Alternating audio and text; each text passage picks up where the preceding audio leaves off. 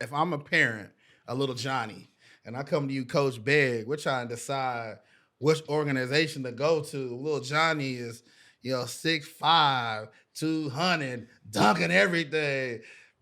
Got the hezzy, got the whole nine.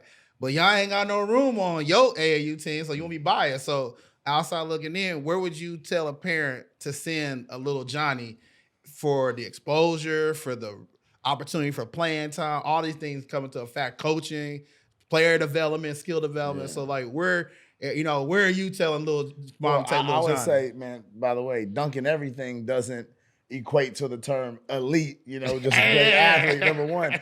But, you got to look at it. I feel that where I take my child, someone puts their child, are you going to get that?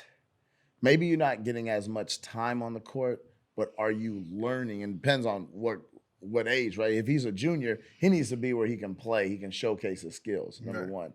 But if you're talking about a middle schooler, Yeah, I'm or talking not, about somewhere where they are in a situation where they're learning every day in practice. Is practice basketball school? Are we learning? And as I watch basketball, kids don't know what a flare cut, how to V cut to get open, back door, how to slip a screen.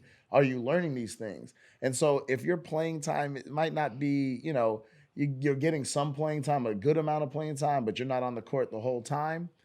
It's just got to balance out. Or, are you getting somewhere where maybe the coaching is okay, but you're getting to learn through figuring it out. Like, can I make this move? Am I able to, cross over here and pull up or do this? You got to figure that out sometimes through trial and error. So you got to have a balance. I And, feel and then, before you even go, the next thing is that someone that has a chance to really turn the corner. Are you going to a situation where you could put on that stage for exposure? But there's also the thing where you can get exposure or you can be exposed. So sometimes you right, don't right, need right, to right. be at that top level. You need to be at the level where you can showcase your skills, maybe not against the best of the best. So what I'm hearing is, if I understand correctly, if I'm me and I got my son, I come to you for some advice, you're gonna tell me opportunity. Like tell me exactly like, okay, like if I come to you, tell me what you gonna give me for my son. You know what I'm Hey, saying? well, I'm going to tell you this is what your son's going to get better in practice. This is what you're going to learn. Okay. For instance, specifically for the program I work with, the Houston Hoops, you're going to be put on the biggest stage. Now, I don't know. Maybe I have another guy at your position that you can compete to beat that person out and you'll get some minutes if not, but that person's going to get, 75% of that but, time there. but see, that's where it come back to this whole AAU grassroots. It's basically all politics at the end of the day. I mean, because if my son's a 1-star, he don't get any run on your team. Well, I mean, but listen, if you're a 1-star businessman, should you be getting more?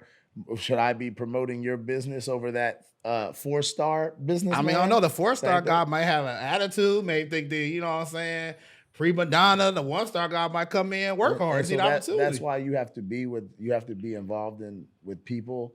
They're going to be like, hey man, that guy has worked to earn this opportunity, Right, right, right. right? And sometimes people get outworked, you get outplayed, and then there's the factor of, oh, this person's been with me as a loyalty, that which matters. Yeah. And I think we need to be more honest um, with our athletes. The one thing, and I'm going to speak specifically for basketball, I do notice that we can be here in Houston. I'm going to speak Houston, Texas here because we H Town.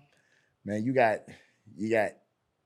10 guys on your team, and people are, oh, there's not enough time for these 9 guys, and it can be tough. But then I go and I see these programs outside of the state that are winning these events, winning the Peach Jam or something, and they're carrying 12 guys, and they're all going to college, and those guys on the bench clapping for them. You Hmm. know, you don't we don't seem to deal. It's just a little bit of a different culture down here.